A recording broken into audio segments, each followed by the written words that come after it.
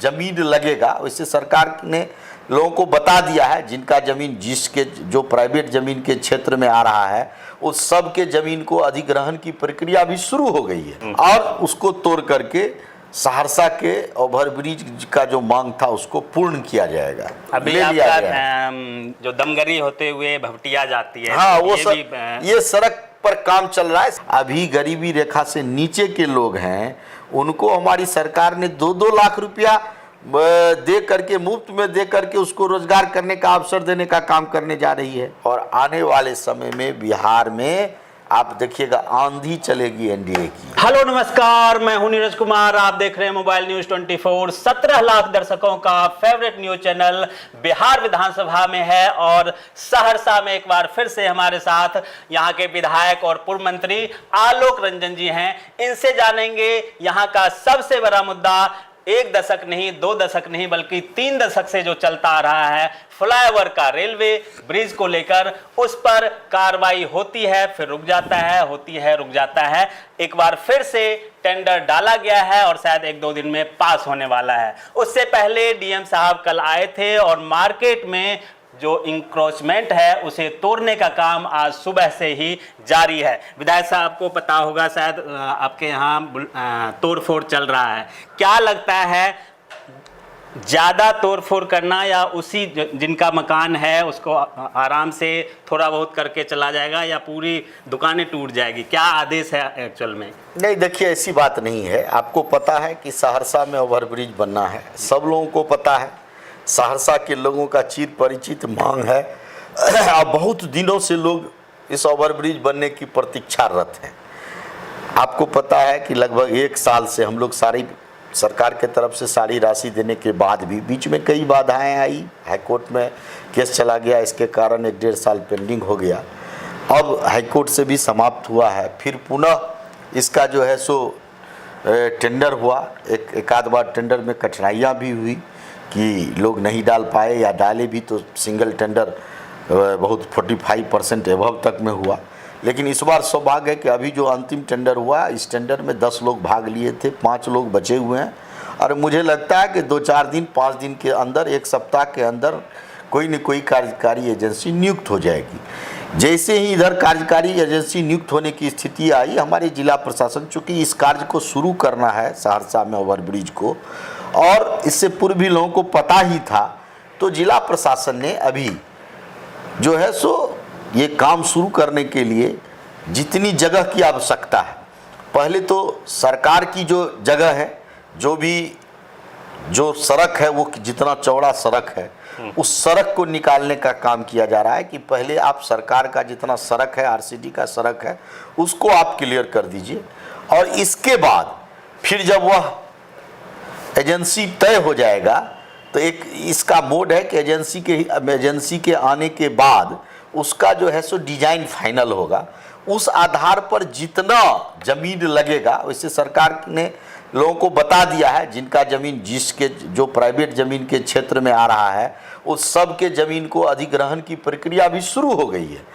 तो first phase में अभी हम लोग जो सरकार की रोड की जमीन है उसको क्लियर कर रहे हैं और इसके बाद फिर सेकेंड फेज में तब तक जमीन अधिग्रहण का प्रक्रिया भी हो जाएगा। लोगों को सबको कह दिया गया है, सबको उस हिसाब से पेमेंट भी शुरू होगा और उसको तोड़ करके सहरसा के ओवरब्रिज का जो मांग था उसको पूर्ण किया जाएगा।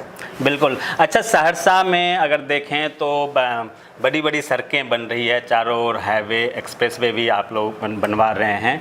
कुछ गांव की सड़कें जो है अभी भी जर्जर अवस्था में है, उसको लेकर आप लोग शायद या तो वहाँ के बारे में आपको पता नहीं है या क्यों नहीं बन पा रहा है इस संबंध में? नहीं, मैं समझता हूँ कि ऐसा बहुत कम, अब आप कहाँ देखे हैं, बहुत कम ऐसी सड़क होगी जो सड़क नहीं बन पाई है। ख्याल से रामपुर वाला रोड है। कहाँ पर रामपुर वाला रोड?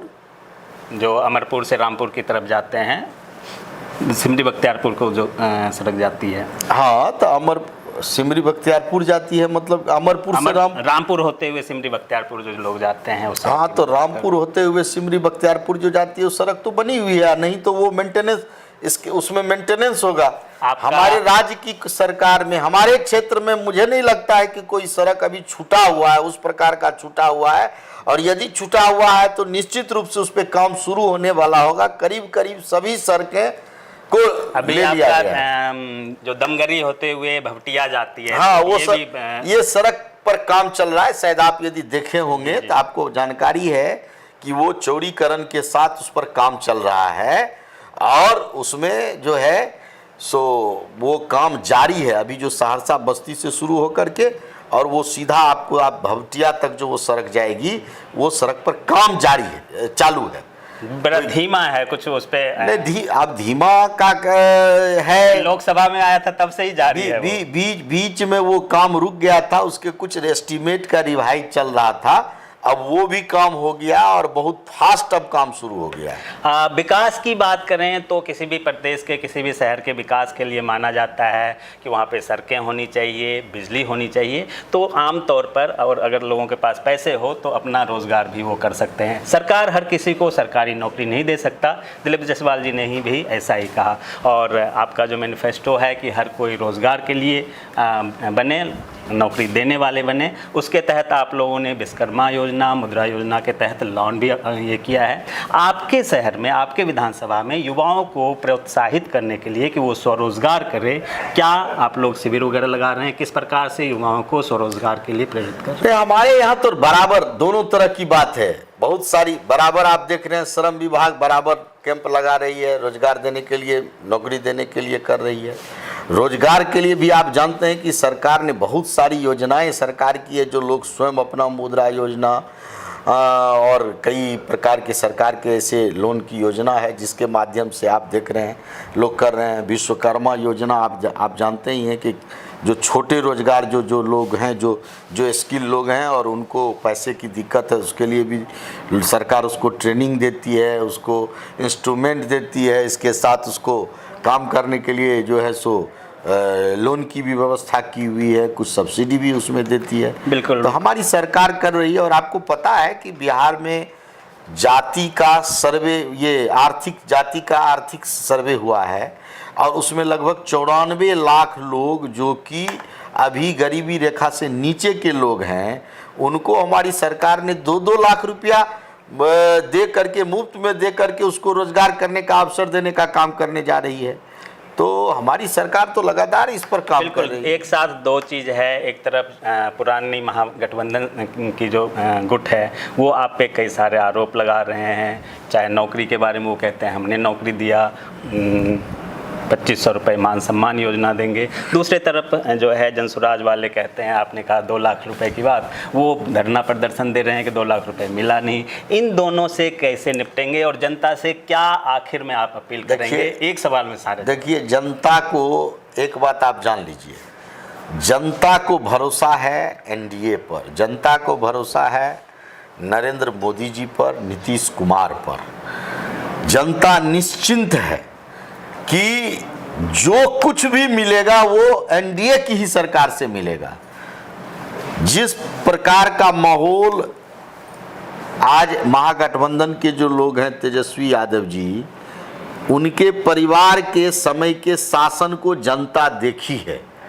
जनता का रूह कांप जाता है यह सोच करके कि कहीं यदि तेजस्वी जी को वोट दे देने के बाद जो है जो यदि दे करके फिर से पुनः महागठबंधन की सरकार लौट जाएगी, ये सुनने से उसका रूह कांप जाता है, ये आप जान जाइए। इसीलिए जनता को भरोसा है एनडीए की सरकार पर और जनता जो है सो पूर्ण विश्वास कर रही है और जनता देख भी रही है। हमने कहा आज के समय में 1100 रुपया हम जो है सो पेंशन के रूप में, वृद्धा पेंशन के रूप में जो 400 रुपया था उसको बढ़ा करके हमने देने का काम किया है। आज जनता को बिजली में हमने 125 यूनिट बिजली फ्री करने का काम हमने किया है जनता के लिए। हम जनता के लिए दिन रात हमारी सरकार काम कर रही है और आने वाले समय में बिहार में आप देखिएगा आंधी चलेगी एनडीए की। बिल्कुल, बिहार के लोग शिकायत उसी से करते हैं जो काम करना जानता हो। घोषणाएं करना, लालच देना ये दिगर बात है और काम करना दिगर बात है। लोग शिकायत उसी से करेंगे जो काम करने वाले हों, तो ऐसे ही शिकायत कर रहे हैं और अपने मांग को पूरा करने के लिए नीतीश सरकार के पास ही अपना एजेंडा रख रहे हैं।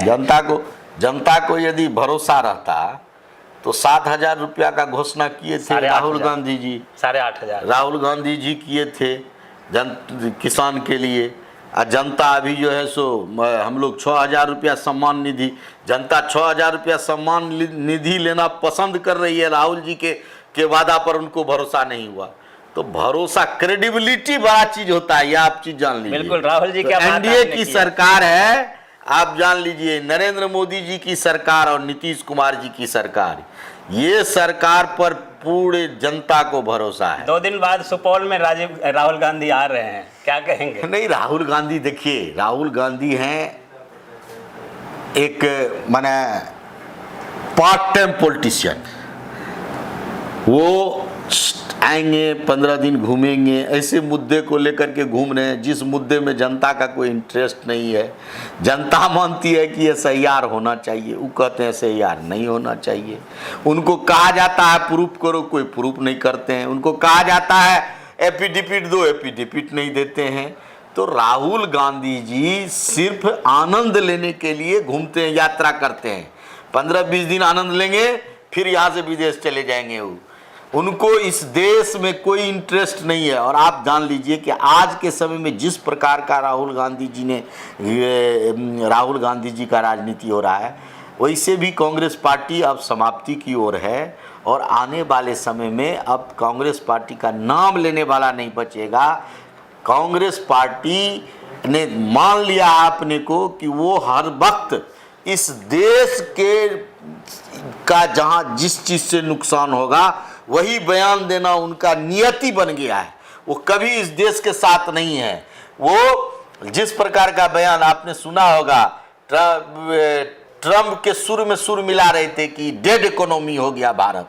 और क्या है रिपोर्ट आया उसके बाद जो, तो आपने देखा कि क्या रिपोर्ट आया। तो राहुल गांधी जी को जनता सीरियस नहीं लेती है और हम लोग भी उनको बहुत सीरियस नहीं लेते हैं। हम लोगों को लगता है कि वो इसी तरह वो घूमते रहें, टहलते रहेंगे और देश में एनडीए और भाजपा की सरकार इसी तरह अभी बहुत वर्षों तक, जब तक विकसित राष्ट्र नहीं हो जाएगा देश, तब तक जो है सो एनडीए की सरकार चलती रहेगी। बिल्कुल, एनडीए की सरकार चलती रहेगी। आत्मविश्वास में कोई कमी नहीं है। आलोक जी लगातार जनता के बीच भी जा रहे हैं और अभी भी कहीं जाने वाले हैं। इनसे हमने वक्त लिया। आपका बहुत बहुत धन्यवाद। आप तमाम दर्शकों का भी बहुत बहुत धन्यवाद। नमस्कार।